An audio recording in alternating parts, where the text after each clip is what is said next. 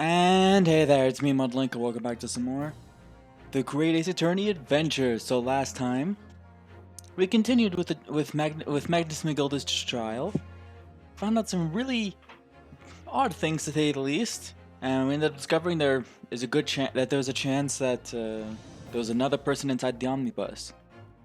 And McGilda confirmed it for us, but then of course the entire courtroom filled up with smoke. So now we're gonna figure out what happens here, and oh fuck, is what happens next gonna be fucking insane. This trial is fucking insane.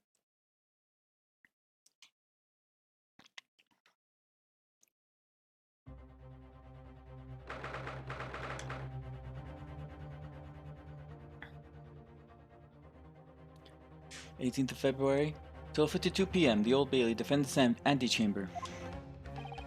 What on earth just happened in there? Mr.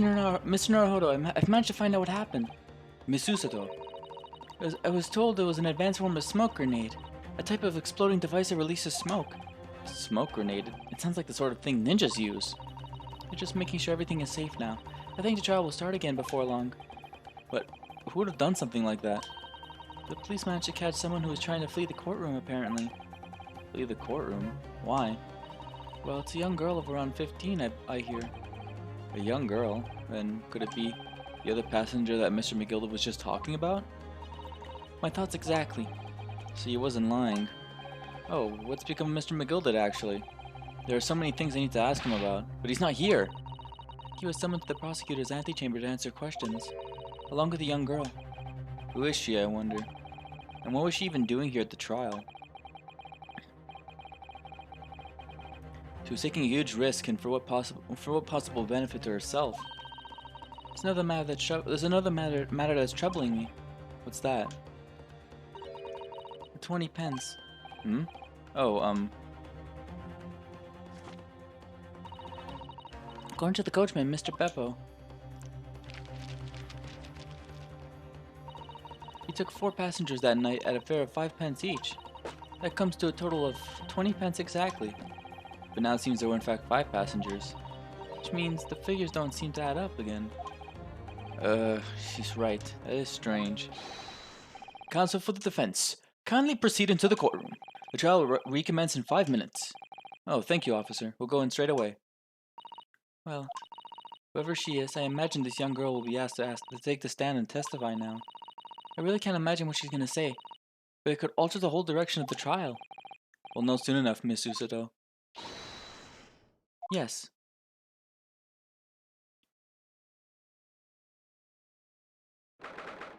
Yeah. There she is.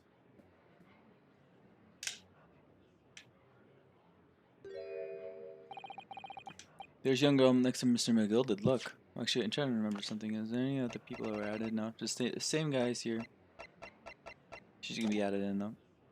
Yeah, she must have been the one who caused the disturbance before.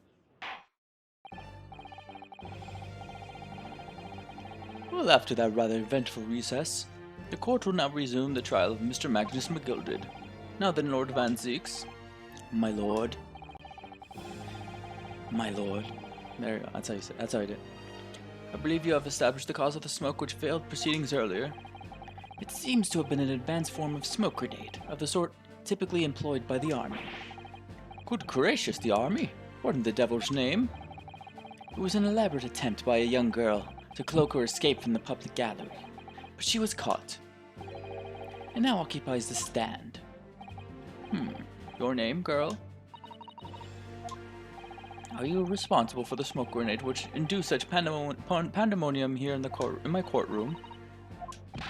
What is the meaning of this deplorable behavior? Ahem, if I may, my lord. Yes, Mr. McGilda.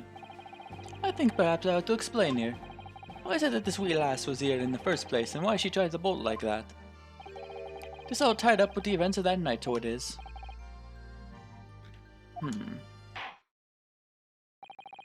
Very well, Mr. McGilda, to give your testimony.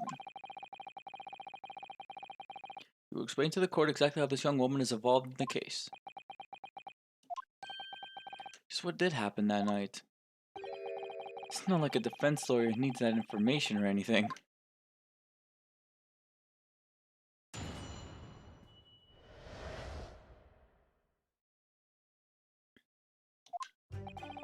On the night in question, I took the back seat in the omnibus and promptly nodded off. Then, begorra, a loud thud and a wee scream woke me up with a fair start. There was a fella collapsed on the floor at me feet, so I set him up on the seat across from me. Then I turned to find out where that scream had come from, and bless my soul, what did I find? I can't fucking do this goddamn fucking accent. There was a child in there, all curled up in a ball, hiding her wee self away. I'm still gonna do it because it's fine. I remain somewhat baffled, I confess, but from what I gather, on the night in question, this young girl was indeed riding in the omnibus. Is that correct? 'Tis exactly as the defense counsel said. This last was the 5th passenger, my lord.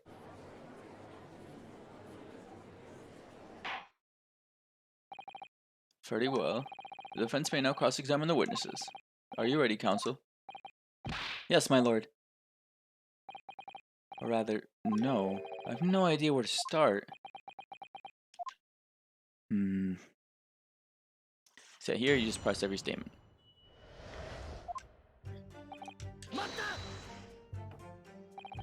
And when you first got onto the omnibus, were there any other passengers already on board? There were not. The cabin was empty, and there was no one on the roof deck either. You were the first passengers there were, I see. Aye, and that's why I took the backside as I did. 'Tis the most comfortable, so it is. Could you explain exactly what you mean by the back seat? By all means, this is how you already described it earlier. I'm talking about the seat opposite the one in which the poor gentleman who was stabbed was sitting. Like I said, this is the most comfortable and where I feel most at ease. And of course, I enjoy gazing through the skylight from time to time as well.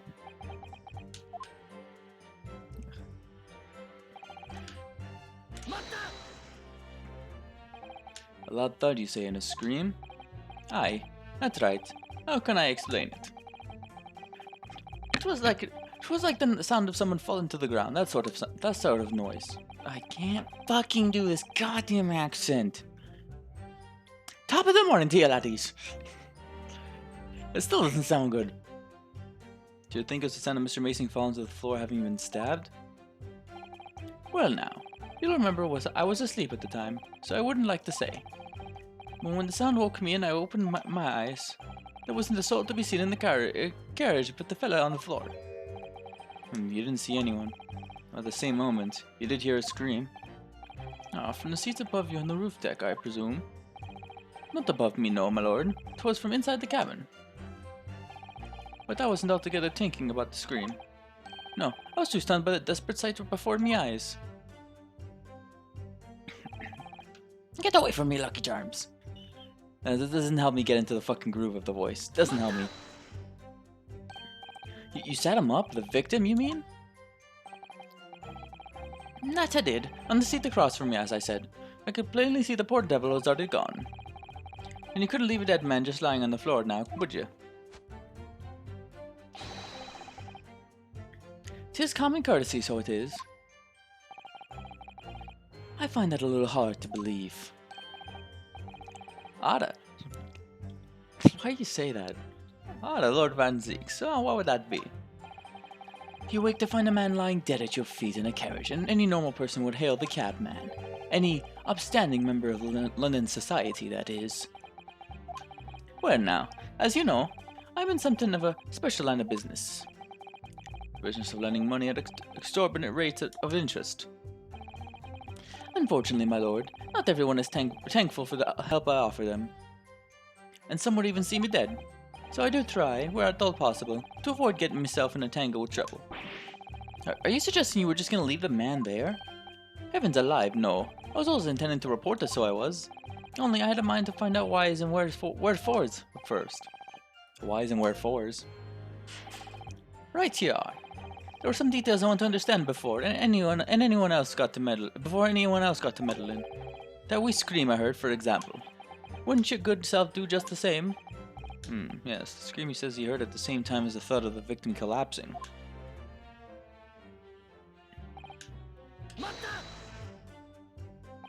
I'm afraid I don't understand. I'm sure you told the court there was no one else in the carriage except yourself and the victim. So I did, sir, so I did. As far as I could see, that is. What do you mean by that? Well, now, 'tis a queer thing. The wee scream I heard as I woke up came from, if you'll excuse the vulgar expression, under me backside. Good gracious! Under your backside? And when I lifted the seat on which I'd been sitting, I found there was a wee cubbyhole there for storage. Mr. Narhoda, we can examine the omnibus ourselves, remember? Yes, of course. The whole bus was submitted as evidence.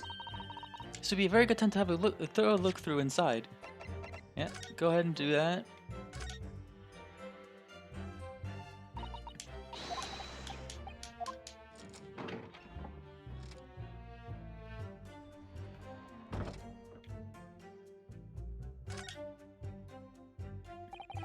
That's blood, isn't it? Something wrong? Oh, it's just, well, this bloodstain is so obvious, that's all. And yet Van Zieks has made no mention of it. I suppose it does seem a little strange. Why do I have such a bad feeling about this?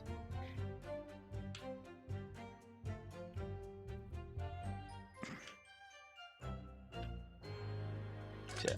Examine this. You see it as a handle, it seems.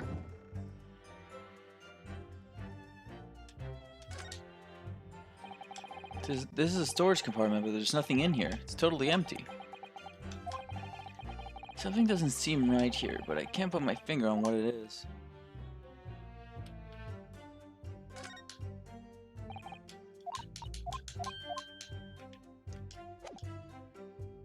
So yeah, just some things to keep in mind.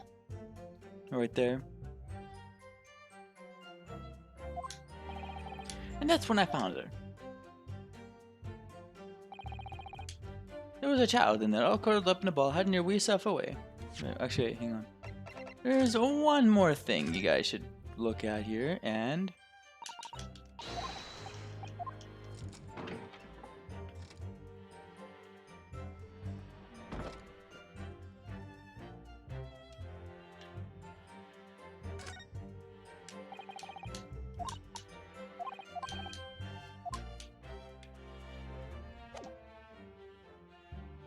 open it from the top, yeah, I'm pretty sure. Yeah. You can certainly see inside the carriage through this opening, that's for sure. Yes, and there's a lamp in the enclosed cabin. I'm sure the witness would have been able to see quite clearly. No good for us. Alright, no, never mind. I guess that's the raptor. Hang on, yeah, sorry. You say she was hiding herself? Aye, that's right. It was hard to see in the dim lamplight, but she was all curled up in a wee ball. When our eyes met, well, me heart nearly stopped beating in my chest. You're really overreacting this. Still in all, I pulled her out from under there, and sat there on the seat opposite so I could have a wee chin wag with her. Seat opposite? That's right, just next to the dead gentleman there. You set this young girl next to a corpse, sir? Well, as I'm sure I mentioned, a gentleman in my position can all too often find himself in mortal danger. So, I need to find out just who this urchin was, you see. And while I was in the middle of talking with her, I heard another scream, a fella's voice this time. Presumably that scream was Mr. First, who was sitting on the roof deck seats. Right too hard again, I would say, sir. Looking down through the skylight, he must have seen this young girl and a gentleman with a knife in his belly. In other words, the previous witnesses did not, in fact, see what all Mr. McGill did. What they believed to be yourself and the victim was in fact this girl and the late Mr. Mason. Aye, my lord. I was, as I think everyone understands now, sat at the back of the carriage, out of sight.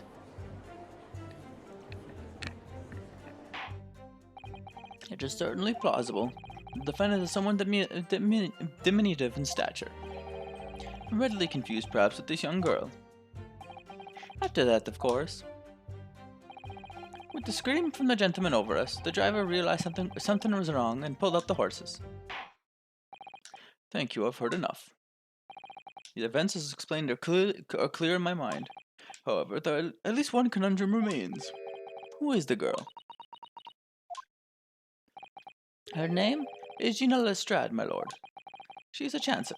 Earns her crust among large crowds, relieving people of their purses. What's commonly called the pickpocket. Okay, I'm just gonna open this thing. Of course, I look up Ace Attorney things, and then immediately Ace Attorney Clown. I'm never gonna say that word ever. So, I'm never gonna talk about it. Never gonna talk about it. By the time I ever reach Spirit of Justice, this meme's gonna be dead.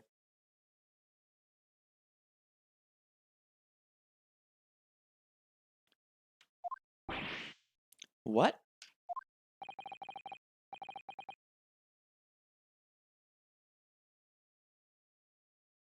I just gotta check something.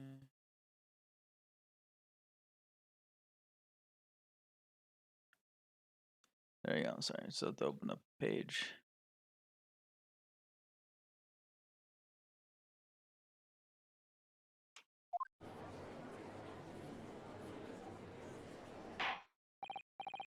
Order, order! Is this true, Miss Lestrade? Yeah, there she is, Miss Gina Lestrade. I really like her design. Miss Lestrade, you will answer the question. Ah! How dare you? What is the meaning of this? Ah, the girl. She's gone. Open your eyes. I'm over here.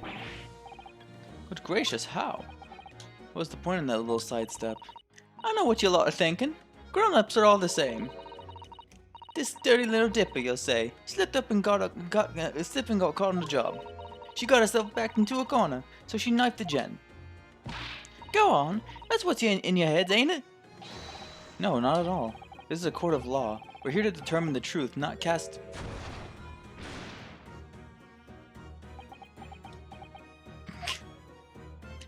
Oi! Look, knives are for cowards. Only thugs use weapons like that. All I need for what I do is these fingers. I'm a professional, alright? Maybe not in your eyes, but I got pride in what I do. What I do.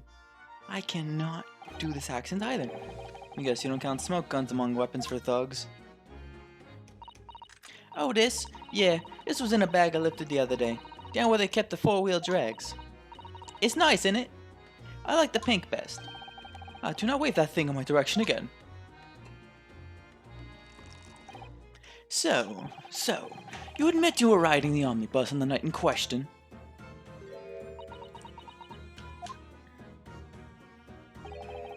"'Tis all right, lass. You can tell them the truth now." All right, yeah. It's just like the Irishman said. The court accept this girl, Miss Gina Lestrade, as a valid and significant witness in this case. Accordingly, young lady, we will now hear your testimony, if you please. Losing the voice. Oh my god. You will tell the court exactly what happened in the omnibus and not in question. Alright, if I have to.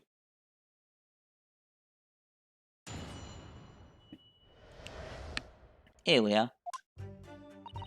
So I snuck inside the carriage before they hooked up the horses just like always. But it was a real waste of time. I got nothing to show for me troubles that night. I'll tell you. You can't see a blind thing in that hiding place. It's pitch in there. Then after a while, I heard this loud bang. Nearly jumped out of me skin, I did, and the scream just came out. It's because of that, this swell found me. It did help me get away, mind.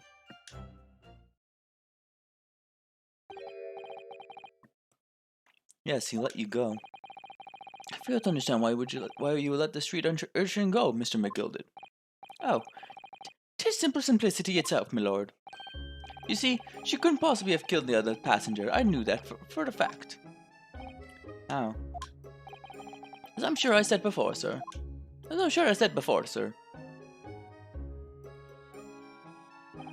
I was sitting right on top of the place where she was hiding herself. The finger demonstration is called for. This is where I was sat that night. And the cubbyhole of which you have spoken is underneath the seat, I presume. Ugh, losing the fucking judge voice. God damn it. Yes, it does appear just large enough to accommodate someone of the girl's stature. Aye, but of course, the wee lass is stuck in there. Because I'd parked myself from the seat for the duration. Ah, so you see, that's why I let the lass bolt. I knew that if the police found her there, they'd automatically assume she'd done it. Or I couldn't live with myself if the young life was ruined when all the time I knew she was innocent. Even though you must have realized your actions will result in your own innocence being called into question. Not at all, my lord. Not at all. I knew in my own heart that I was innocent. So I thought it was worth taking a punt of my own good name for the sake of this less fortunate lass. My goodness. What a perfect gentleman. My lord, this fine example of a man cannot possibly be guilty of a heinous crime like this. I'm ashamed of myself for ever doubting you, sir.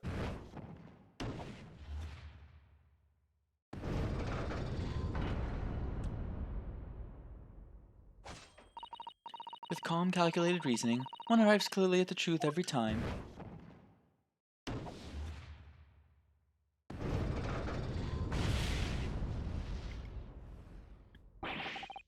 Saints alive! Is all 6 members of the jury consensual in their leading to a verdict of not guilty? Mr. Naruhodo, well, it must mean... Must mean what? That we're victorious. We've won? Are you sure?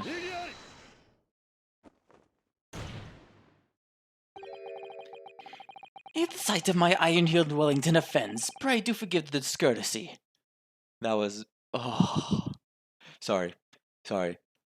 Come on! That animation is the fucking best in the entire series. Now, actually, originally, in the 3rd game of the series, they were planning on doing this kind of animation for Gato, but it didn't fit with his character. Plus, it would have been hard to do for a GBA. For the GBA, I'm glad they decided to bring it back for this. It's mocapped and everything. Oh!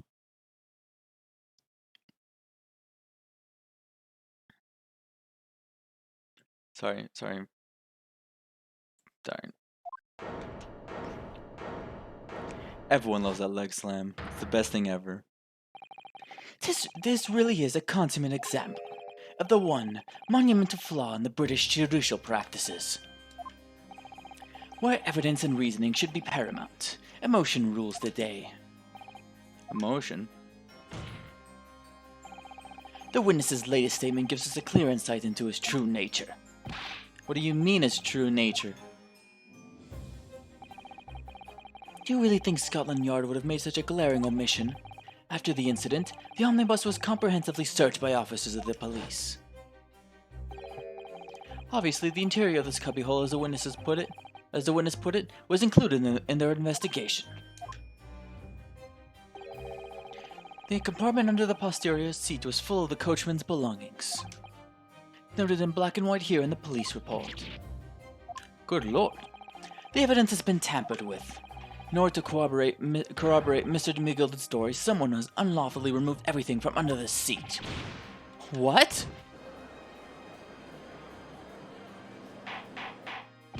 Order! How could such a devious contrivance possibly have been effected, counsel? Naturally, we must acknowledge the deficiencies of the constabulary in allowing this to have happened. However, I assure you, when the omnibus was wheeled into the courtroom this morning, the compartment under the seat was not empty. Well, my Nipponese friend. Me? When the carriage was submitted as evidence, doubtless you examined it in fine detail as you would any self-respecting practitioner of the law. Pray, what did you find the condition of the under-seat compartment to be? To be sure, the young gentleman will be able to clear this up in a jiffy. Sorry? Go ahead. You tell the court now, fella. How this is all an elaborate excuse by the desperate Lord Van Zeeks. Lord Counsel, do you have something to say on this matter? How am I supposed to answer? What can I say about the state of that little compartment under the seat in the omnibus?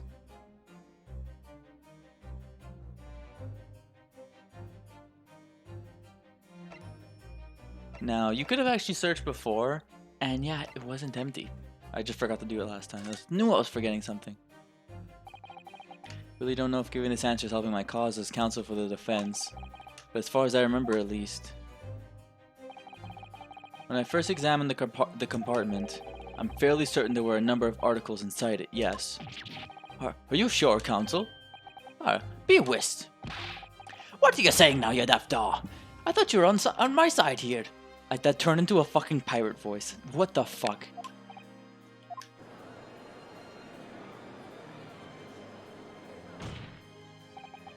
What game are you playing at?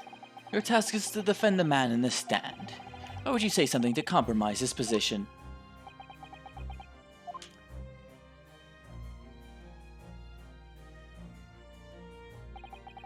As the advocate for the defense in this trial, I confess I'm still not entirely sure where I stand. But it seems to me that I should state what facts I do know as clearly and honestly as possible.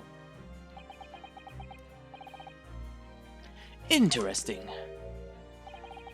'Tis not altogether pleasing, fella. I'm simply telling the truth, Mr. McGilded. Well, don't forget that you're supposed to be representing my best interest here, lad. Now then. A fella's memory is a curious thing, not altogether reliable. No, the court must consider the facts. That there cubbyhole under their seat is as empty as the devil's heart, so it is.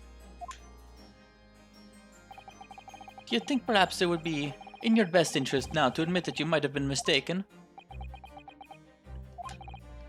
Why? Why do I feel like something's not right here? Should like the jury to weigh in on this matter, I think.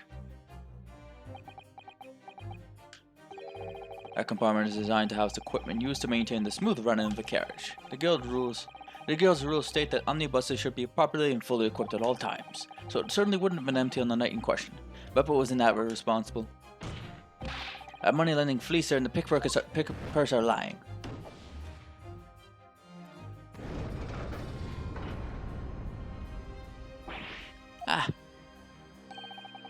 I can't believe I was nearly taken in. The stinking rich are all stinkers. Nothing but cowards, a lot of them.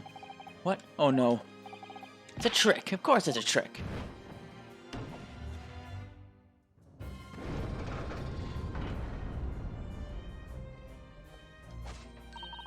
Quite so. I must concur here.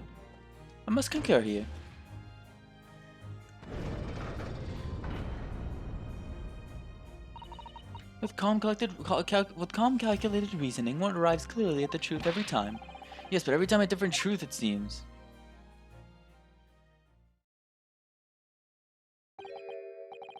My lord, I humbly exhibit the scales of justice. Clearly, a verdict of not guilty at this time would be wholly inappropriate. Thank you, counsel.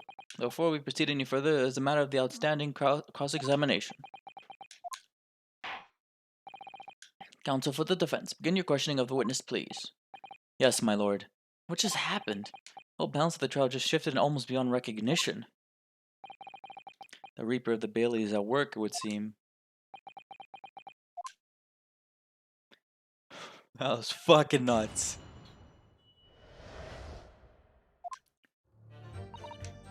So you actually gotta press every single thing. It's actually a bit interesting how this testimony works, as you'll see after. It actually got me stuck for a little bit. So you're already in the omnibus before it even set off on its run? Well, yeah. I mean, what's the point of spending a joey to make a few bob, eh? Oh my god, I can't fucking what? Oh my god, I'm losing the voices. Oh my god, I'm fucking Well, yeah. I mean, what's the point? What's the point of spending a joey to make a few bob, eh? That's a rum idea, innit? Just think British. I suppose she means there's no point in spending money to make money. No, it actually makes sense. Counsel, may I remind you that this girl is a petty thief. Kindly refrain from entertaining her tenants. But it does clear up the little mystery of the fares and all. We're paying passengers at 5 pence apiece, making the 20 to which the cabman testified, and one little scapegrace riding for free. The red conch of a driver always goes for some grub before his last run. See? So that's when I slipped into the carriage and get myself in and under the seat, nice and easy, right? But your hiding place is a storage compartment, full of equipment for the coach, no?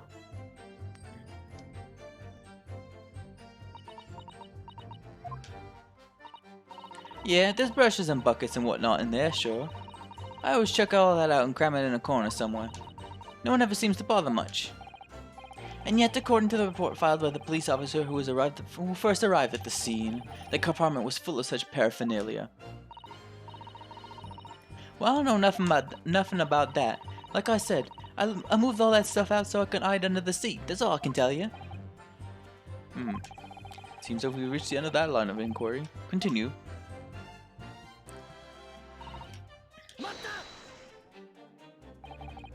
Waste of time? Why is that? Most nights I'm out on my own. I'm out on my own in the garden and permit at least some of the time. About knack. Beg your pardon, did you say God permit? Oh yeah, well, that's what my kind call it. You'd say the omnibus, I suppose. The point is, any normal run, the carriage ain't got no one in it for a while. That's when you came out of your hiding place and that's when you come out of your hiding place and get away. That's it. Only that night. This cove was set on me seat from the start. And he didn't budge the whole way, did he? Not 1 inch. I was totally stuck. You mean to tell us that you were present in the carriage for the duration? You were under the seat the entire time while events unfolded in the enclosed cabin. Yeah. Right, mister? But to be sure, I was as shocked as anyone. You don't expect to lift the cushion you've been sat on and find a child now, do you? So this Mr. Lestrade can possibly be the culprit then.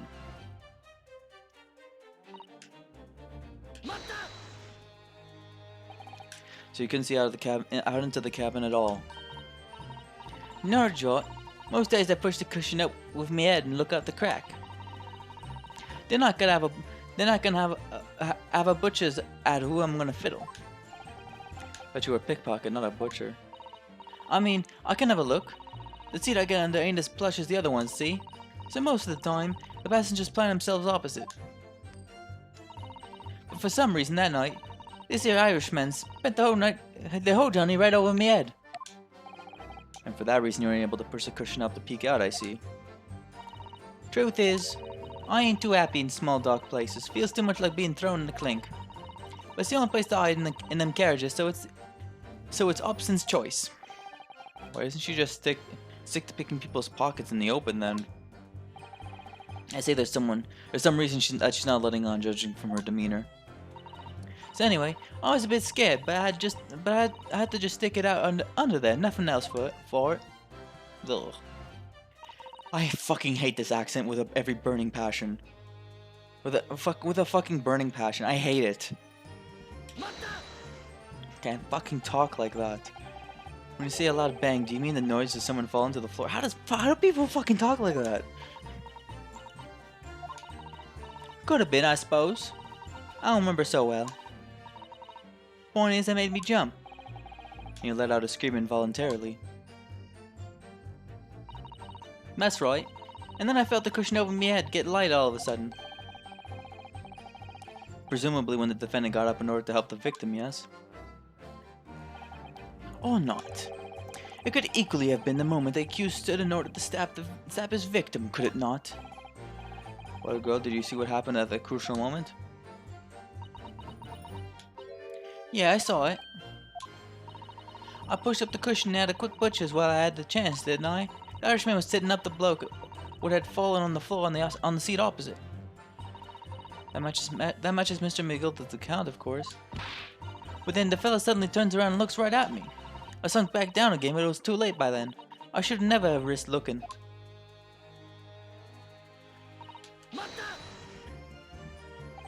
And when Mr. McGilda discovered you, it pulled you out from your hiding place? I was scared stiff, I was. He dragged me out and sat me on the seat and all. Next to the victim, Mr. Mason? Yeah, the bloke had a knife in his guts. He was still bleeding. Then the carriage lurched a bit, and then he ended up falling onto me. Oh, how awful.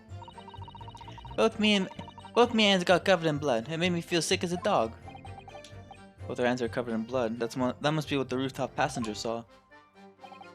After that, I believe you talked with Mr. McGilda for a while, is that correct? He asked me some stuff. He wanted to know me name and what I was up to in that. Then I heard some from up above. Someone screamed. Guess Mr. First on the roof deck, one would presume. Well, I didn't want no one seeing my face, so I didn't look up. Then the horses were drawn up smallish, and this here Irishman says to me, "Get back under the seat. I'll see that you can get away later." All 6 members of the jury decided the defendant was innocent. For one brief shining moment, yes. Clear that they're all still very unsure. If we could just find some conclusive piece of evidence among this new testimony, I'm sure we could clinch the verdict we want. Yes, I think you're right. I have this niggling feeling. Something's bothering me. But I just can't quite put my finger on it. That you do. After you press every statement, you press the third statement right after. It's like one of the only few times I remember. I don't even remember any other times when you have to do something like this. It's weird. I guess, you know, since there's the pursue thing in here. See, the dialogue is the same here. You just gotta wait.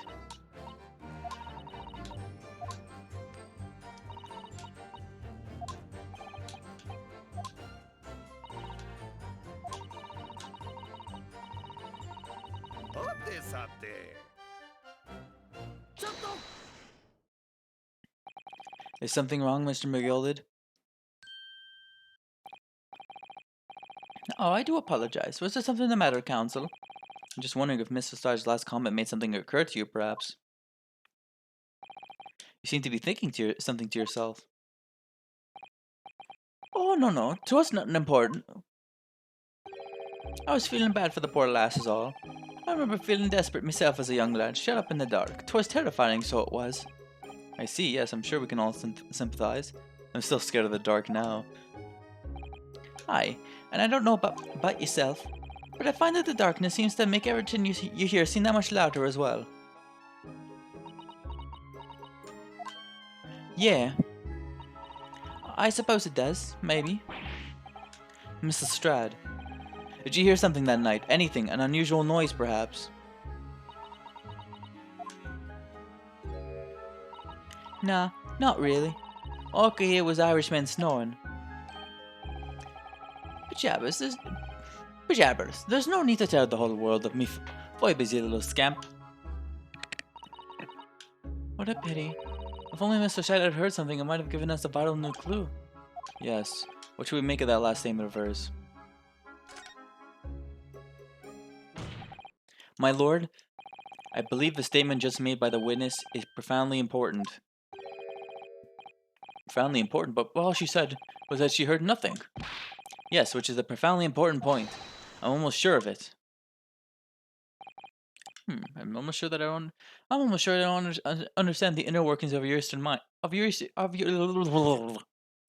almost sure that I don't understand the inner workings of your eastern mind, Counsel. Nevertheless, Miss Gina Lestrade, you will supplement your formal testimony by repeating that last statement, please. What? Supplement? What are you on about? Don't give me all your fancy duck. I know what you're trying to do. Well, it won't work on me. That's right. Insult the judge. Always a good move. So you press this statement here. So you were straining to hear what was happening the entire time since the moment you hit yourself?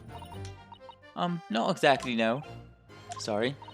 Well, there was no one in the cabin to start with. I could just push the cushion up and have a butcher's to see what was what. But then when I saw the swell getting on, I got my head down so you didn't notice me. Mr. McGill, the sound on the seat under which you were hiding, correct? Yeah. Would you Adam and Eve it, eh? What a mug. So all I could do was listen. I was waiting to jump out of there as soon as I heard him leave, you see. But would he? Not likely. Even though he stopped here and there, I never heard the door open. I never heard the door open. Oh my god, how the fuck do people talk like this? So I just had to stay put and listen to him driving his pigs to market, snoring like an old dog he was. Are there any conclusions we can draw from that, I wonder? Miss Lestrade, what you have just told the court is clearly at odds with the facts. Huh? At odds? Are you sure, man? Absolutely. It seems my learned Nipponese friend is not as dull-witted as I feared. So Van Zieks realized it too. Counsel, I must insist that you bolster your claim with evidence, or some complicit party's name at the very least. Yes, my lord. Expect you to demonstrate this alleged contradiction to the court. According to Miss Lestrade, while she was hiding on the omnibus that night, she heard nothing but the sound of Mr. McGilda's snoring. But think, Ryunosuke, think. Double slap. There's something else she should have heard. Show a person. Very well, my lord. Allow me to elaborate on a particular sound that Miss Lestrade could not have failed to hear on the night in question. The sound very clearly explained by the presence of the following person. Thrice fired Mason. Yes, my lord. The sound that Miss Lestrade could not have failed to hear is that of the victim, Mr. Mason boarding the omnibus. Ugh, I can't fucking talk right now. Fucking mushmouth. Order. Explain your reasoning, counsel. Miss Lestrade, allow me to confirm something. You claimed earlier that you were the first person on board the omnibus. Is that correct? Yeah, of course I was. I got on while the driver was in the pub, didn't I? And the next person to board the omnibus was Mr. McGilded?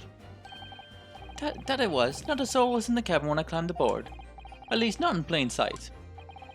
So you were, to all intents and purposes, alone in the enclosed cabin of the omnibus at that time. Did I not just say as much? I wasn't traveling with anyone else, if that's what you mean.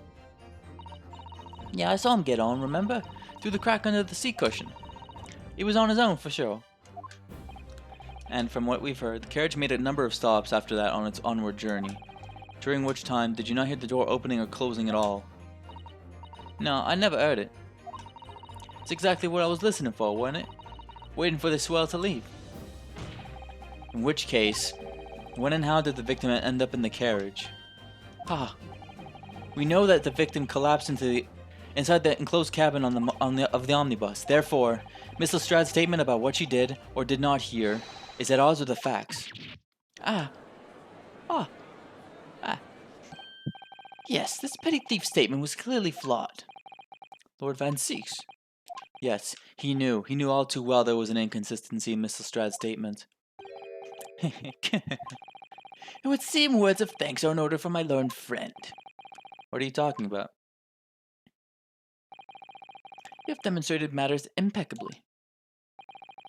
This witness and her colorful statements are entirely unreliable. Her words are convenient untruths, nothing more. He's dead right. How could the victim possibly not have heard the omnibus? That makes no sense whatsoever. This girl is a pickpocket, let's not forget that.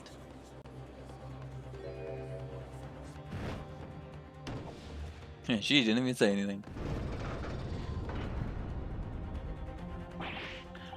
She didn't even say anything! I didn't want to judge the dear little mite, just because she has some rather naughty ways.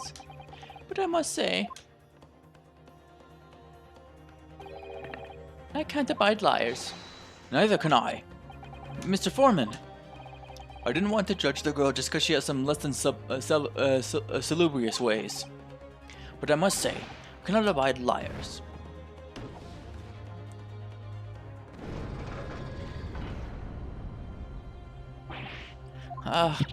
Mr. Naruto, that's 5 jury members leading towards guilty. Well, your consideration for others is refreshing, my Nipponese friend. To the considerable troubles you have spared me. There you go. Finally took a sip. Yes, very refreshing. Car, what are you playing at? Have you forgotten who you're working for, you useless Eastern Hamadan? Says Carnage, it's perfect. Juror number 2 is the only one left. Mr. Naruto, the way this is going, I know. If we can't find some new way to convince everyone of Mr. McGilda's innocence, the judge will rule and we'll have lost. I very much want to believe the words of one of London's most respected gentlemen, but Those of us in service know we must accept hard truths.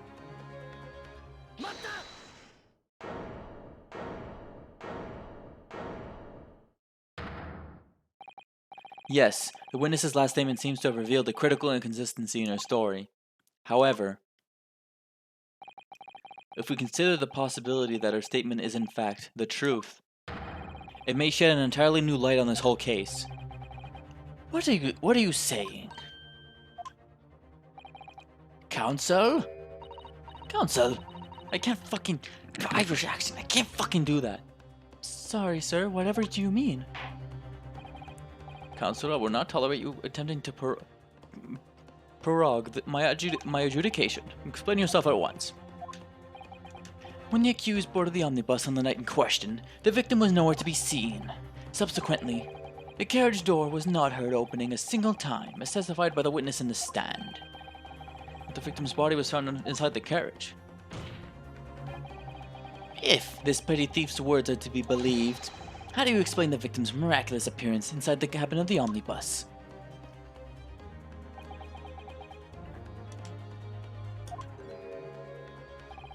There's only one way to explain how the victim came to be inside the carriage.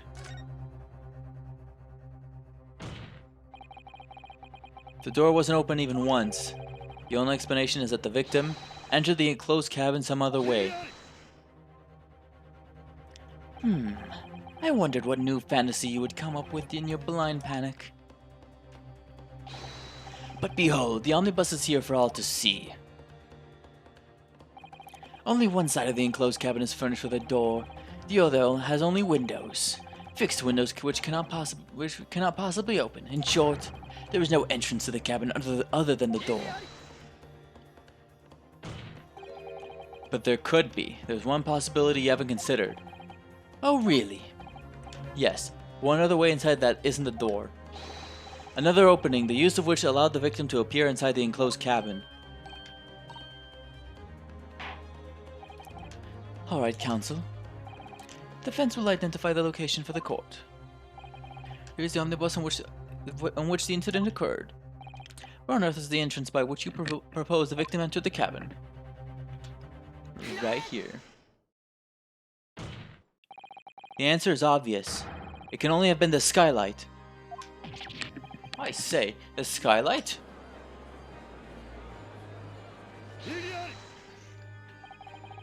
Your ludicrous proposal almost has me lost for words. However, the skylight may well be large enough for someone to pass through. So you claim. But do you have a shred of evidence to support your addled brain theory? Both Mr. McGilden and Miss Lestrade said the same in their testimonies. They each claimed to have heard a loud thud, such as the noise made by someone falling to the floor. Yes, which has already been explained, as the sound of the victim falling from his seat having been assaulted with a dagger. Yes, it has, but would a man slipping from the seat on the floor really have made such a loud noise as the witnesses describe? A noise loud enough to cause Miss Lestrade to let out an involuntary cry, in fact? Good gracious! Perhaps, in fact, that was the moment that the victim made his entrance into the cabin. No, let me rephrase that. The victim didn't enter the cabin as such. He fell into it. You're now suggesting that the victim fell from the skylight into the cabin. That's simply impossible. How can you be so sure? Because if the victim had fallen inside through the skylight as you say, the passengers on the roof deck would have seen it happen.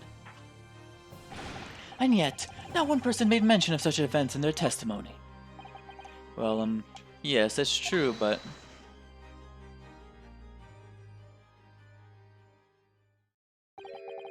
Might I, humble fella, make a wee comment here? Mr. McGilden? To be sure now, the two fellas who sat on the roof that testified afore said nothing of the victim falling into the skylight. But it seems to me, my lord, that this is not so much a case of them not saying, but... Aye. 'Tis a case of them being unable to say. What?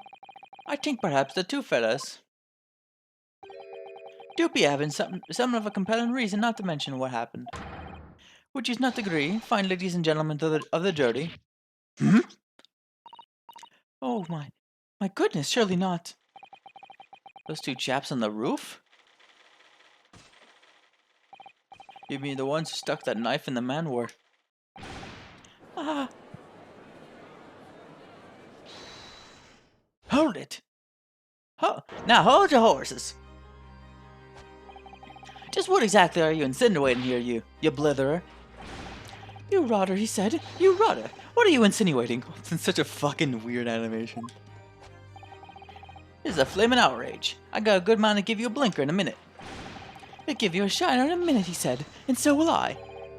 Mr. Fairplay, you're effectively accusing me, a city gentleman and well-respected banker. And me, a very angry hatter. Suggesting that someone like me could have stabbed that man in the guts. It's a disgrace. It's scandalous. I protest. I protest in the strongest possible terms. That's right, I protest too. How about you, you rotten scoundrel? Order! There's another time, witnesses. I will not permit this wanton invasion of the stand. Return to the anteroom at once. But this is beyond reason, my lord. It's outrageous. It's very hurtful, you know. My lord, if I may comment. Go ahead, Lord Van Zeeks. It was the defense in the sight of this outburst from the witnesses. My learned friend has seen fit to abandon all protocol and accuse the witnesses without proof. Accuse? I never intended to. It seems, young Nipponese, that your command of the English tongue is wanting. You propose to this court that the victim fell through the skylight from the roof deck of the omnibus. The hypothesis cannot possibly stand without the rooftop passengers being aware of the events. You have branded these gentlemen liars. You have intimated their criminal guilt. In our British courts of law, that is what is termed a baseless accusation. I know it's rash to put this idea forward without any actual evidence, but you can't just dismiss it without a second thought. What are we wasting time for? Get them to testify. Thought there was something fishy about that hat from the moment I laid eyes on that fellow. To see this matter through now, one way or another. If there's filth and rubbish in our midst, we must dispose of it at once. Testify! Oh, what's happening, Miss Naruhodo? Spectators in the public gallery are in a complete frenzy. Mr. Fairplay and Mr. First. My lord? You will take the stand again and make another formal testimony. In reference to the indictment brought by the defense. Yes, my lord. I didn't come here for this. There's no time to think this through. All I can do is keep pushing forward. Here you go, this is actually the last testimony.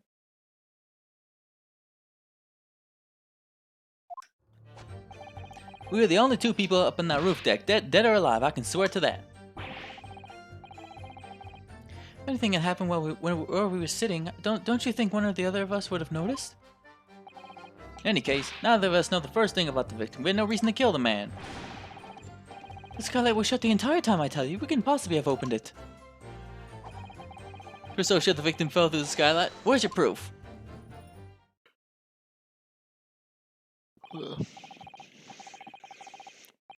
And I must say that on listening to this testimony, it is somewhat hard to imagine how either witness could have performed any malevolent act on this open rooftop deck without the other noticing it forthwith. That's right, you see? We're innocent, I tell you. Although logically, of course, the argument falls down if the two of you were in collusion with one another. What? Eh? According to investigations by Scotland Yard, the two witnesses share no common dealings. Ha, well, I don't trust coppers any more than I trust the stinking rich. Something doesn't feel right here. The trial's going in our favor, really. So why do I feel so uneasy? Counsel for the defense, over to you. Your cross-examination, please. Oh, yes, my lord. Here we go. I'm gonna press everything. We have to press most of these statements anyways. We have to press, well, the order I'm going, we have to press most of them anyway. So in no time did the victim, Mr. Mason, climb up to join you on the roof deck? Absolutely not. Dickin'. No question about it, he said. None at all. Oh, but yes, of course. I remember seeing them both. So the victim is at the enclosed cabin talking with this man here. Is this true, Mr. McGilded? Dear me, my lord. At the risk of repeating myself, I boarded the omnibus alone and nodded off inside almost immediately. That's an outright lie. Without doubt, you were engaged in... Let me stop you there, fella, and ask. Do you have any evidence at all? At all? Ha. It's all about evidence in the courts these days, so it is. You do well to remember that. I saw you with my own eyes. This is going so well.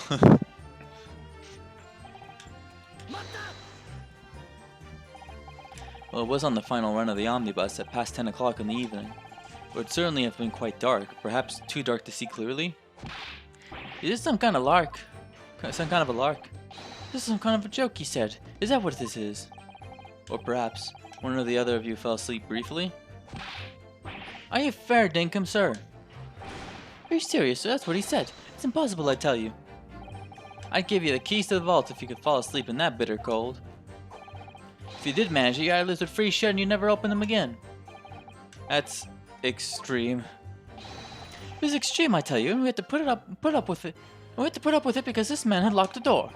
Any true gem would have unlocked it and let me in when I knocked. I'm dreadfully sorry about that young fella. But you see, I was away with the fairies and I didn't hear you at all. That's a lie. I saw you through the glass. You were talking to someone. Now. 'Twas a cold night, so it was. Perhaps people do be seeing things that aren't real in the cold. 'Tis hardly surprising. Seeing things? Seeing things? I believe we have reached an impasse here on this particular point. Ugh, you! Don't take it personally now, lad. If I'm a suspect in this case, then 'tis only fair that you and the other fiend are too. Open and free competition is what a capitalist society is all about. This isn't a competition I should like to be involved in, really. It's important for this one, pressing the third statement. So you had never met Mr. Thrice-Fired Mason before? Oh, let me know. Not once, not ever. Not once, never. You never met the man before, he said. Never. And you, Mr. First, had no prior dealings with the victim either? That's right, Sir. Hatters don't have much to do with brickmakers, to be perfectly honest, sir. No, I imagine not. You see, how many different ways can I put this? Neither of us have the remotest connection to the gentlemen who were inside the cabin. I usually like to see the whole statement. If we're pursuing, I'll just pursue. It's fine. Mr. McGilded? Yes, Counselor. What can I be doing for you? What can I be doing you for? Did the witness's last statement give you pause for thought somehow? Not the remotest connection. Is that right now? I wondered. What are you insinuating now? Ah, Mr. Fairblade. It has been too long, so it has. It has been too long, so it has. Eh? Eh? If I'm not very much mistaken, I believe 'tis fast approaching, is it not? Your repayment date. I beg your pardon. You borrowed 20 guineas from me, sir. At an unconscionable rate of interest. You tricked me. It's extortion. Let me clear my throat a bit. Oh no, is that a touch of begrudgery, is it? The sort of begrudgery that might motivate a fella to pass his crimes off on another. Ha! And young Mr. First. Me, sir? Well, what do you want with me, sir? You do be making hats for a living, do you not? That there top hat sliding off your head. Sliding about on your head. Is that one of your own creations, is it? Oh, well, I'm still just an apprentice, you understand. I'm learning to find the perfect fit for whatever fine gent walks through the door. A perfect fit, is it? Well, 'tis a very distinctive design, so it is.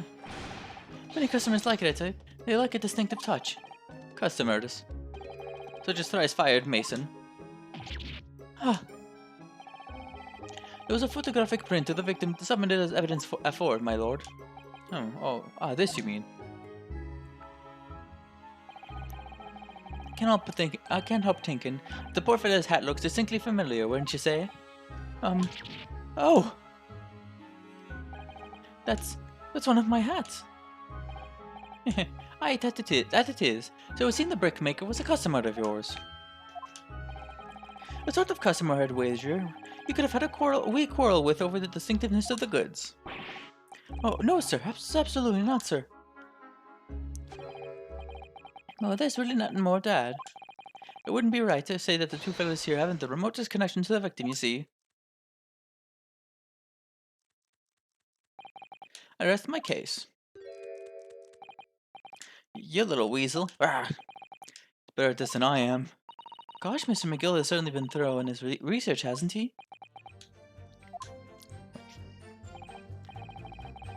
Please, don't let me a little interruption hold up the proceedings.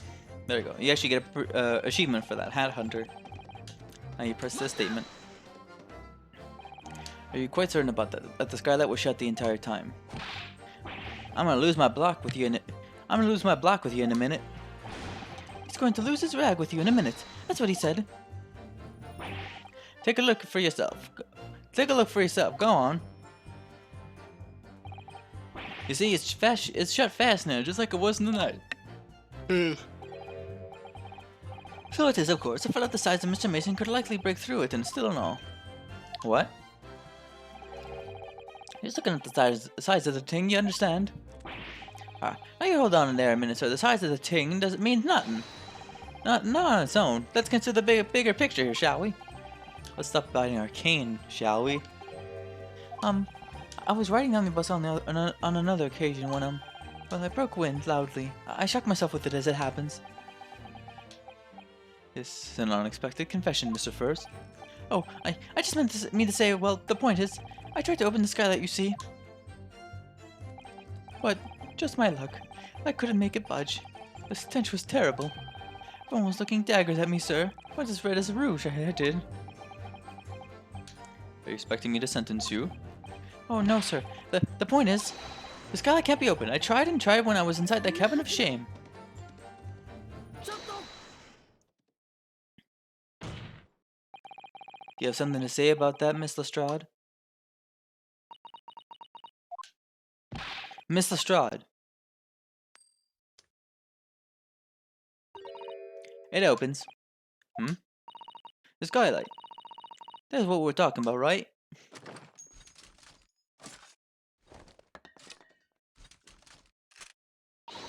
All them skylights open, dead easy.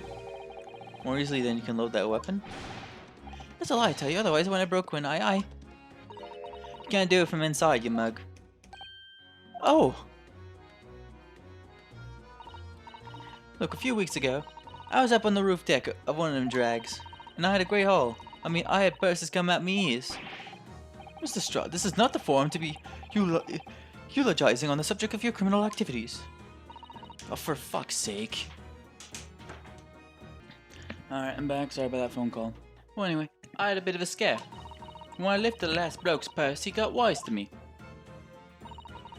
All four of them surrounded me, so I couldn't hop off the bus and leg it. So what I did was, I used the skylight, opened the catch, and jumped right through. What? Yeah, the catch for them skylights is on the top side. That's why you can't open it from the cabin. Skylight? Oh, sorry. The skylight opens from the roof deck? Bailiff, climb up on the roof of the omnibus at once and verify the witness's claims.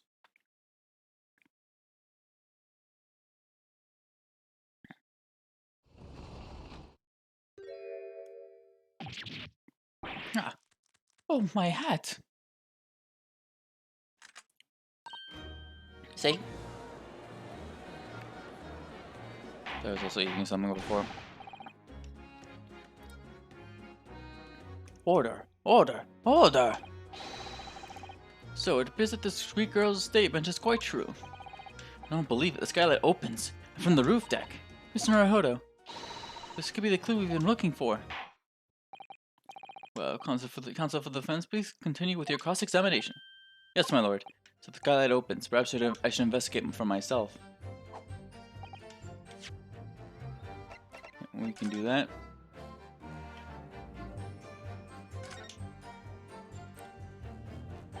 So the skylight was fastened shut before. Now the catch has been undone. We should be able to open it. Now you do go inside.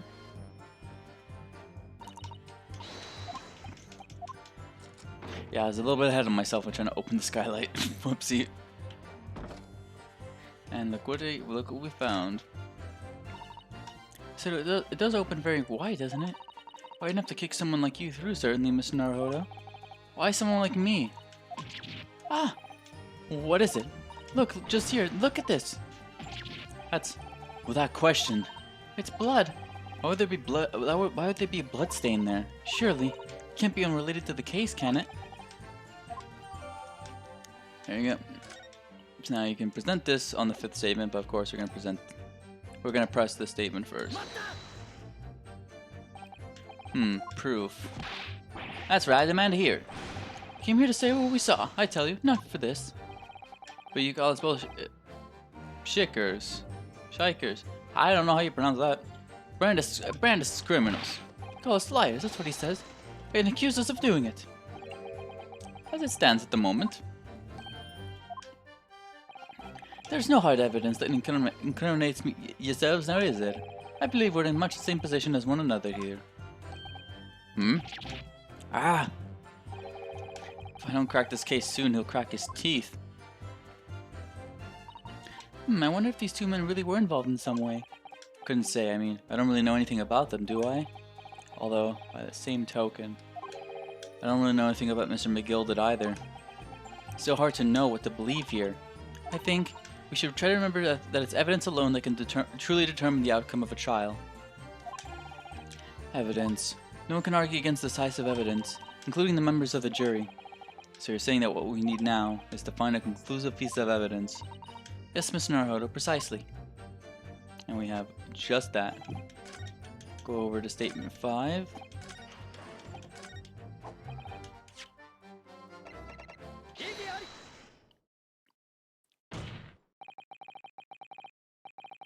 On the night in question, the victim was fatally stabbed in the stomach, and immediately afterwards, the victim's body was pushed through the skylight into the cabin below. Those are the facts, and the irrefutable proof remains clearly visible in the omnibus that stands before us today in this very courtroom. What? That's utter humbug. You can't possibly have any evidence. No, you can't. I mean, we didn't do it, I tell you. It's impossible. Irrefutable proof, here in this courtroom. Counsel? My lord? I believe everyone would appreciate a little clarification here, Where exactly within the omnibus is the evidence to which you allude? You will point out what it is that proves the victim fell from the roof deck through the skylight.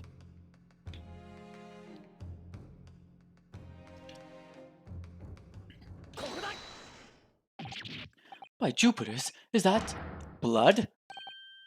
Ah. This blood stain proves two things. Firstly, when the incident occurred, the skylight of the omnibus was open. What?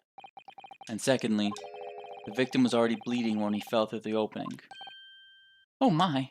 And so it follows that Mr. McGilded, who was inside the enclosed cabin himself at the time, cannot possibly be guilty of this crime. No!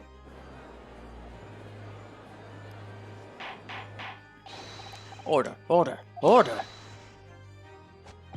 Mata! But the blood could have sprayed up there when the fellow was stabbed inside the cabin. It only found its way to that one particular spot in the skylight. Sure. And that would be very convenient. I lost the accent there, fuck. And let's keep it in mind that the skylight catch can only be unfastened from the roof deck. I myself wouldn't have been able to open it now, would I? But there's no way to know for certain, is there? The gem really fell through the skylight, I mean. Why don't you have a good look at the floor of the cabin between the two seats, Mr. First? Just all too plain, if you see. There's the aftermath that shows the poor fellow dropped from a height right there, so it is. What? No. But it can't be. It's all lies. My fellow jury members, My fellow jury members, we think we can all agree that this is clear proof of the defendant's innocence, can't we? I believe we can, yes, sir. It's clear to me now where the filthy rubbish can be found in this courtroom. So they thought they could pull the wool over my eyes, did they? I won't tolerate any of the guild carriages being sullied with blood. I won't tolerate it.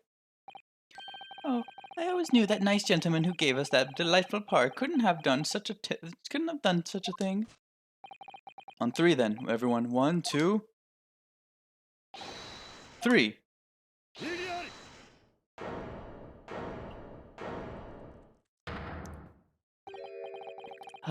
Chilling performance, Mr. McGilded. Oh, and what would you be referring to there now, Lord Van Zeeks? A blood stain on the frame of the skylight. Such evidence is null and void. What? Why? For one extremely simple reason. That smear of blood never existed. What? Wait, what are you talking about? It's there for all to see and it's clearly blood. I personally attended Scotland Yard's investigation of the omnibus. The officers involved went over the carriage with a fine-tooth comb. So I can state with absolute surety, no such smear of blood existed in the carriage. At least, not until this trial began. But are you suggesting, Lord Van Zeek, that the stain of blood was fabricated, my lord? Yes. And while this court has been in session. What?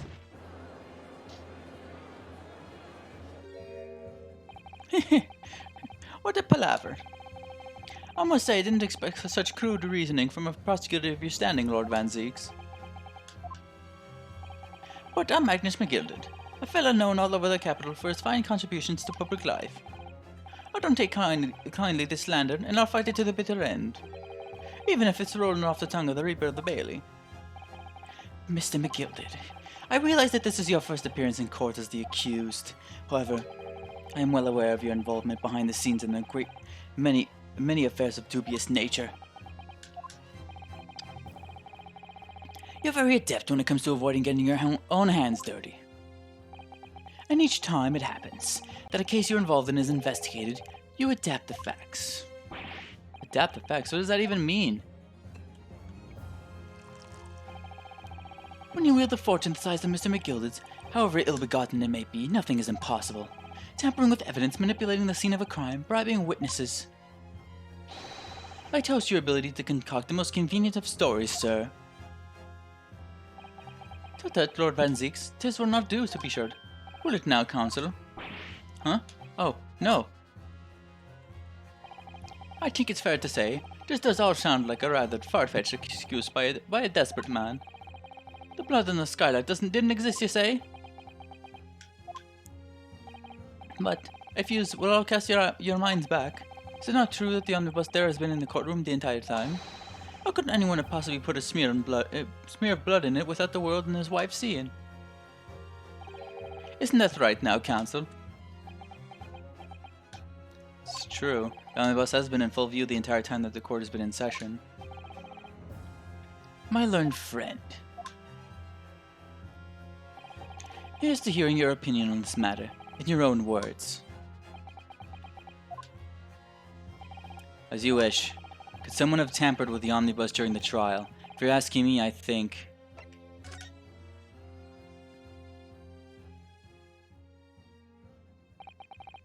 As a defense lawyer, it's my job to advocate for the defendant as best as I can. But still, I feel as though there's something even more important at stake here. There's no evidence to suggest that the defendant did as my learned friend suggests. However, in terms of having the opportunity to carry out the alleged tampering, there is one possibility. Oh? Good gracious! Explain yourself, counsel.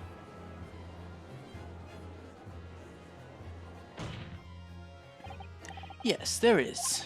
It seems my Lord Nipponey's friend has no intention of running from this deceit. Deceit? I'm sure everyone still remembers clearly the recess that we were forced to take. As a result of the smoke grenade fired by the witness and currently in the stand, Miss Gina Lestrade.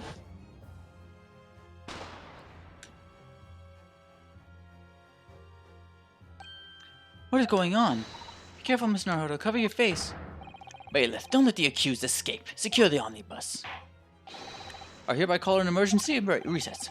Bailiff, ensure the defendant is in custody and clear the courtroom. The courtroom was filled with smoke, and everyone was thrown into confusion. All of us were made to leave this chamber. In that brief interval, under the veil of smoke and all the chaos, it could have been possible that to steal inside the omnibus.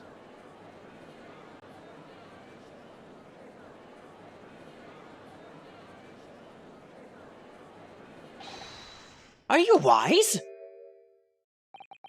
What are you trying to pull, you rotten, feckless gouger? Gouger?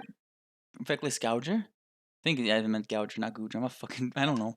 First time I ever see it. I don't really see that word. You're supposed to be defending me. Tis a wicked plot. Tis a plot to undermine me, so it is. Whatever you think this is, it changes nothing. The facts are the same. After this courtroom was evacuated earlier as a result of a smoke grenade, a number of inconsistencies materialized in relation to the omnibus. Inconsistencies such as... To start with, the storage compartment underneath the rear passenger seat. When the police investigated the omnibus, this compartment was full of the driver's items. Secondly, we have the smear of blood on the edge of the skylight. As I've said, that was not present at the start of the trial this morning. Unfortunately, Lord Van Seeks, no one is able to corroborate your claims. That's true. I mean, you can just call Scotland Yard over for that. Have a representative from Scotland Yard corroborate this stuff. When the omnibus was first wheeled out, both the storage compartment and the skylight were shut. Accordingly, I'm afraid to say we cannot establish with any certainty if this evidence is the result of tampering or not. Indeed, my lord. No doubt there was not a single person who saw fit to verify such things. What do you think? Sorry? About the omnibus. Is there anything else unusual about the omnibus? My lord? Yes, counsel. There is one further inconsistency. A mark that surely could not have been present at the start of the trial. What? What in the devil's name are you trying to say now? If you dare to betray me, you little maggot, you'd better start watching your back. Silence, McGilded. The court awaits the defense's clarification. Shark is swinging one way and then the other. I have no idea what's the truth and what's deception. What am I supposed to believe here? I shall have to ask you to elaborate, counsel. Where exactly is this alleged mark that you claim appeared at some point during the trial? And that is... If we consider that the victim fell through the skylight onto the floor of the cabin, you would certainly expect to find signs of blood where he landed. But as far as I can recall, this blood stain on the cabin floor was not there when the omnibus was first brought into the courtroom. Good lord! Yes, I do believe you're correct, counsel. Well said. Although, as advocate for the defense, one might say that was a very careless slip of the tongue.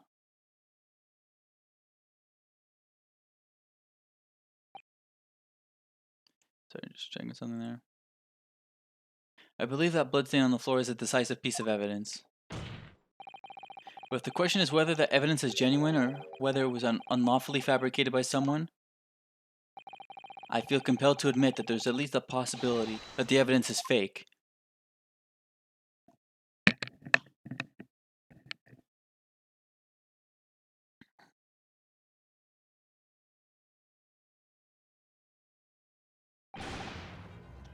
Ah!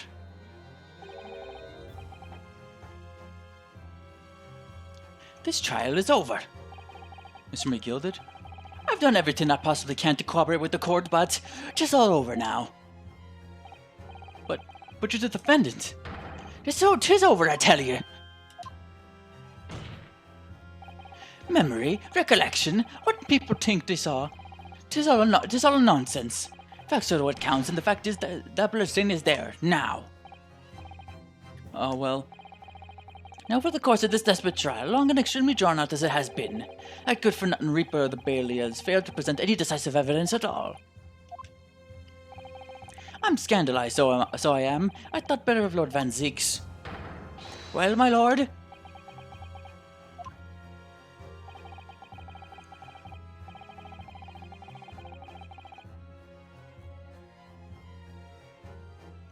I must concur with the defendant. The unaffirmed recollections of an individual cannot stand as evidence. While at this moment in time, the particular bloodstain in question is very much in existence, and in the absence of any credible method by which to prove its alleged previous non-existence, I regret to say that it would be improper for this trial to continue. Your lordship can't be serious. Lord Van Zeeks, what is your position? Prosecution, my lord, has no further witnesses or evidence to present. Very well. In that case, I believe we have explored every possible avenue in this matter. I shall proceed to my adjudication. As a formality, I am of course obliged to confirm with the defense first. What formality? As things stand at the moment, it would seem that Mr. McGilda will be found not guilty. Yes. Which would mean we've won. Is that really the right outcome here? Is it really alright for the trial to come to an end now with all these unexplained inconsistencies? Counsel for the defense, your closing statement, please. Yes, my lord. Defense believes...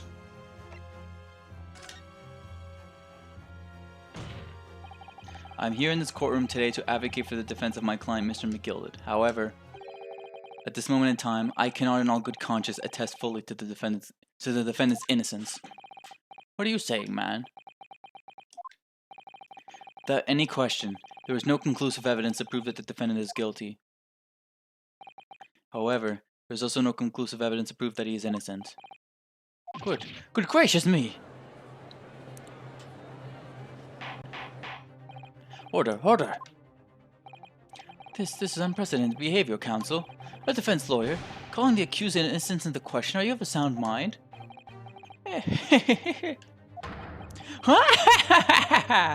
Oh, 'twas a grand decision to appoint you as my lawyer, so 'twas. A grand decision. What?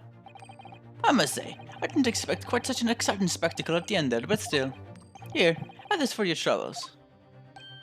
Ah, your job here is done, fella. And some fine work you've done, so you have. What do you mean?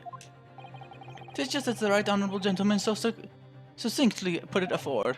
The trial can't go on any more. In your closing statement there was, how did he put it now? Nothing more than a formality.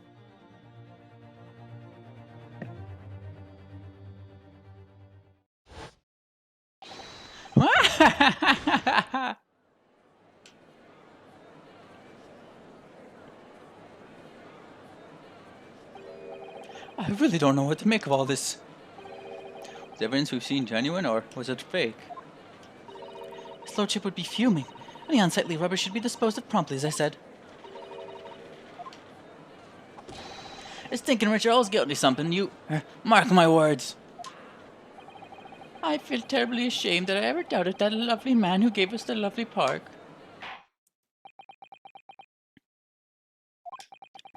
Now that proceedings have unfolded in this way, I'm compelled to declare a premature end to this trial. Furthermore, the court must accept the defendant's plea.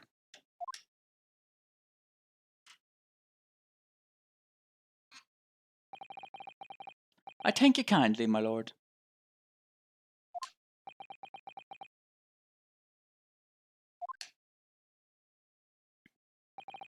I hereby pronounce the verdict of this court. Sorry, wrong one. But we still haven't determined if the bloodstain in the omnibus is genuine or not. We don't know if these witnesses are telling the truth or a pack of lies. We have no idea about the truth. Lord Van Zeeks, my lord. The case made by the prosecution was flawed. Plain and simple.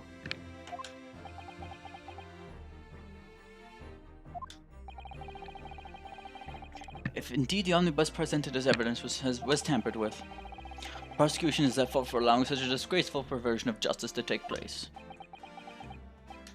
My sincerest apologies, my lord. But wait! When we were evacuated from the courtroom, Lord Van Zieks ordered the evidence to be secured. I'm afraid the prosecution cannot show responsibility in this matter. That's so unfair. The culpability of the defendant has not at the present been established by this court. So consequently, the jury will not be required to proffer a judgment. What? Well, Lord Van Zieks, it's been a pleasure, so it has. And as for you, my dear fella, couldn't have asked for a better defense. Do you mean to tell me this has all been a grand waste of time? 'Tis the law of the land, my good man. If you'd like to pursue this matter further, you can always go ahead and try to change the law. Magnus McGilded. Good grief, you have more to say to me, have you? Just one thing, a warning. This is far from over. Well, something to be looking forward to then. I hereby pronounce the defendant, Mr. Magnus McGilded, not guilty.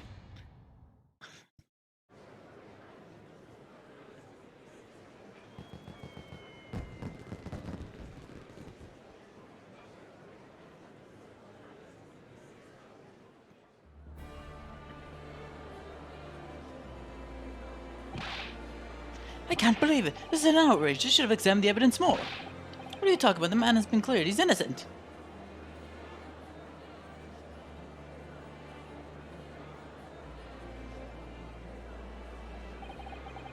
With the courtroom in pandemonium for the second time that day, the judge delivered his verdict. My first ever trial in Great Britain came to an abrupt end, with the defendant being found not guilty, ostensibly a victory for us.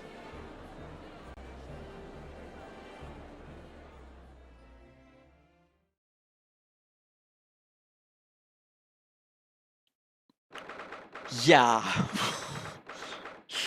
We'll get into my thoughts at the end of it, of course, but oh my lord. Oh my lord.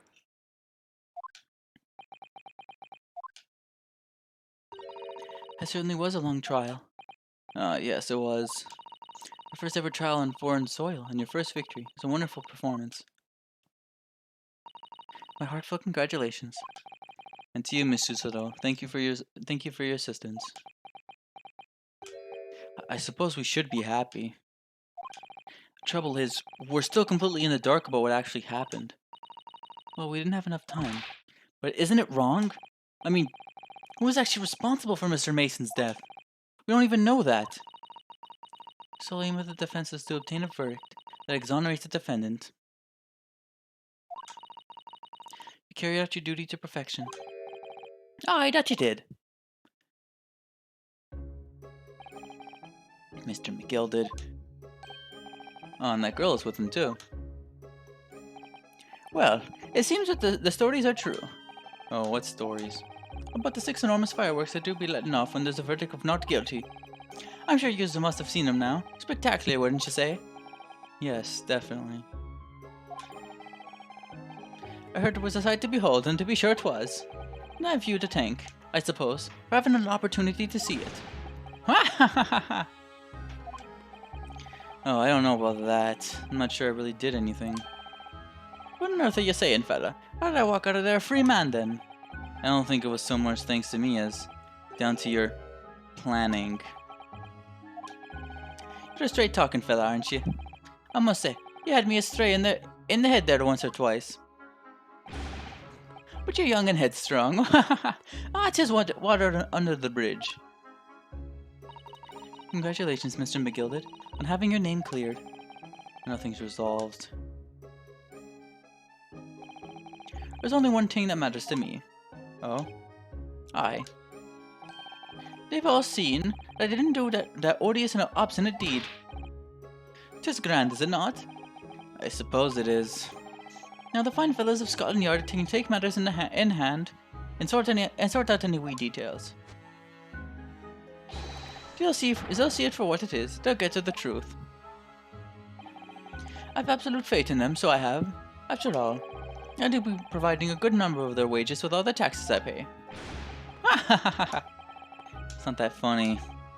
So then, as we agreed aforehand, 1,000 guineas for your troubles, fella. Oh, no, I couldn't possibly accept that much. What a bewist! You're a humble person, are you?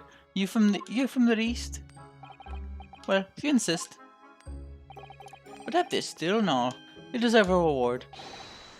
Mr. Magnus McGilded. Everything is ready, sir. If you'd like to follow me into the courtroom.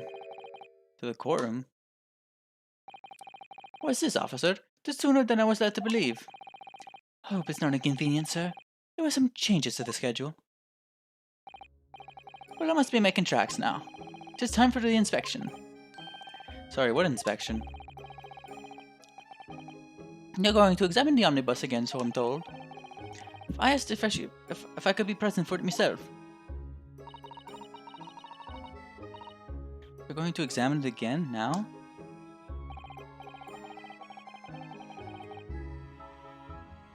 Naturally, I'm under no obligation to take part in any more in this matter. But as an upstanding member of London society, I do be doing my best to help where I can. It's the gentleman's duty, so it is. Oh, I'm losing the voice. Get away from me now. Just leave now, please. So then, fairly well. It was an absolute pleasure meeting yous. Hope you have a whale of a time while you're studying here in Great Britain. And he's gone. Fuck, I can stop doing that accent now. There he goes. Free man. Oh, forgot she was here too.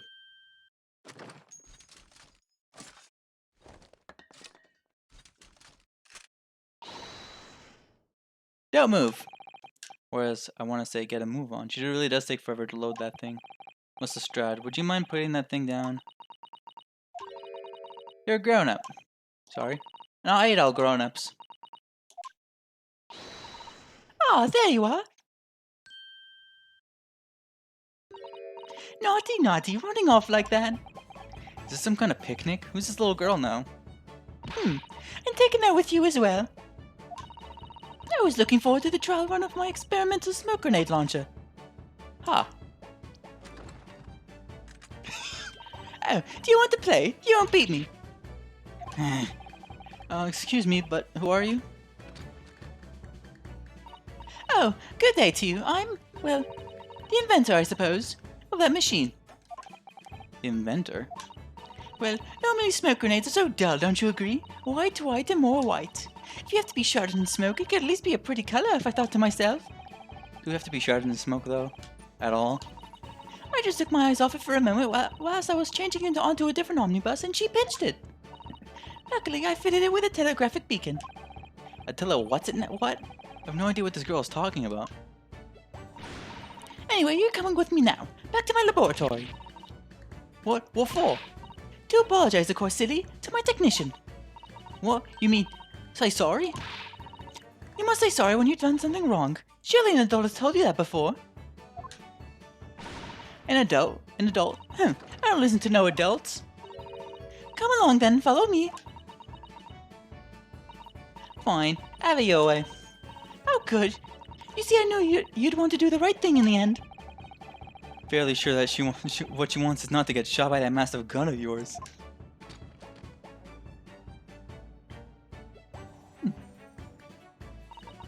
We'll be leaving now then. Bye-bye. I'm so sorry for all the fuss. Did a lot better with that voice than I thought I would. She was a lively one. Well, do you think perhaps we ought to be on our way to now too? Yes, you're right, but where to? Oh, we haven't had time to find a place to stay. No sooner have we arrived in London, though we had to rush here. All our traveling cases are still with the bailiff. I was originally planning to spend today in search of lodgings, but at this late hour in the day, I'm afraid we may be out of luck. Don't worry though, I have a plan. If worst comes to worst, I've heard of a lovely park where we can spend the night. Please tell me you're not thinking of McGilded Park. No, maybe a little chilly at this time of year, but our youthfulness will see us through. I'm not so sure about that. I think a midwinter London night will freeze a young person's soul just as easily as an elderly one. Oh dear, that doesn't sound agreeable. Now I'm starting to regret turning Mr. McGilded down.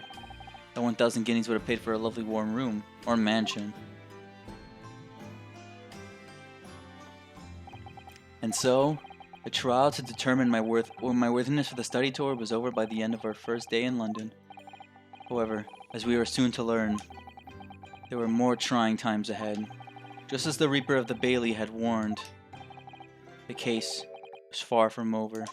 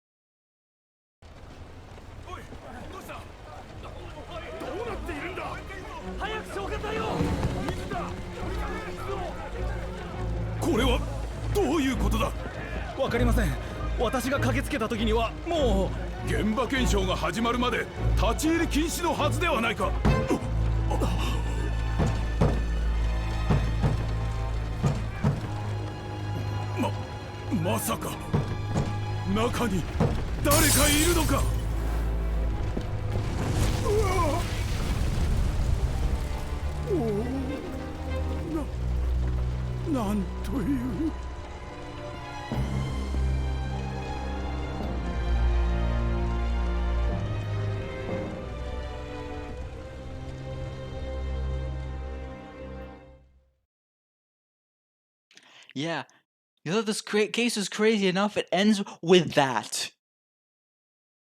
So now you can see why this is probably why this is like one of my fucking favorite cases in the entire series. Like, holy fucking shit.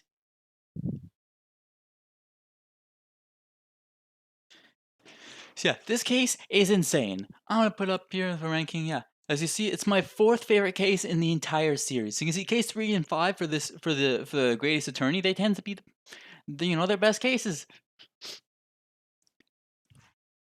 This case is fucking nuts. So of course you can examine things. Of course you can obviously tell McGilded planted that evidence. Because if you examine the omnibus, you can see there was no blood on the floor. If I remember correct, I don't remember if you can examine the inside of the thing where you can actually see some things inside of it, like see some of like the equipment inside of it. I don't remember, but yeah, this case is fucking insane. It takes like a premise that was similar in a case that's actually in the same tier there, 2-4, which is Farewell My Turnabout, but it does this your first fucking case in Great Britain. Like, holy fuck, they went nuts with this case. I'm so happy they did. And of course, this is the case they introduced. Of course, one of the fucking best character in the entire fucking franchise, Barack von Zeeks. And you got to see his philosophy here immediately. All about the evidence. Dude's fucking terrifying. And you saw by the end, you feel fucking bad for the guy. He's just, if like you can tell like, oh, this guy's really fucking angry right now. Understandably so, because yeah, McGilded. I was almost said McGundle. I'm surprised I never once said McGundle, because that was the old translation's name, the Scarlet Study translation's name, and I got used to it. But thankfully now, I guess now I'm used to McGilded. Just I like both. Both fit. So, yeah, McGilded is he's a fucking scumbag, and I love him. The only thing here is Gina. Like, she's kind of just in the background, but we get to know more about her later on in the game, so don't worry too much about her. You get to see what her role was really in that entire thing. So yeah, this is one of my favorite cases in the entire series. Just for how fucking crazy it is. It's paced perfectly. And immediately goes into, what matters most, the truth or protecting the defendant, which is something that took only until the fucking second game of the original series to like delve into, which is fine. But they really went into the heart of the matter here. We get to explore a bit more of that in episode 4, which, well, of course, I do not. I don't like it as much as case 3. It is still a very good case. So anyway, that's gonna be it for this episode. So I'll be seeing you guys next time for episode 4, The Adventure of the Clouded Kokoro. See you guys then. Take care. Oh wait, shit! Before I finish off, the references that are in this case, they're all in that one cutscene in the beginning, and you're gonna miss it, of course. But they're all references to Monty Python. There's the Cleese and Palin British Tailors, which of course references John Cleese, Michael Palin. The Imperial Hotel there's one hotel that has a sign Terry's Lever Watches, which references Terry Gilliam and Terry Jones. Then Idle and Jones, which is Eric Idle and Terry Jones.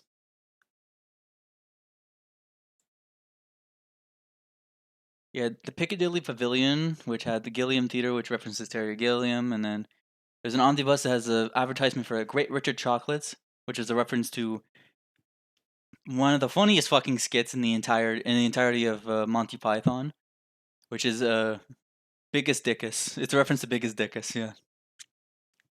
And there's another reference to Life of Brian as well, where there's just like an advertisement for Brian's Cocoa, which is just a reference to Brian. It's the references you barely fucking notice, and I had to look it up because I didn't know it myself. I'm like, you know what? It makes sense that they would reference Monty Python. Why not? Anyway, that's it for this episode now. So see you guys next time. Take care.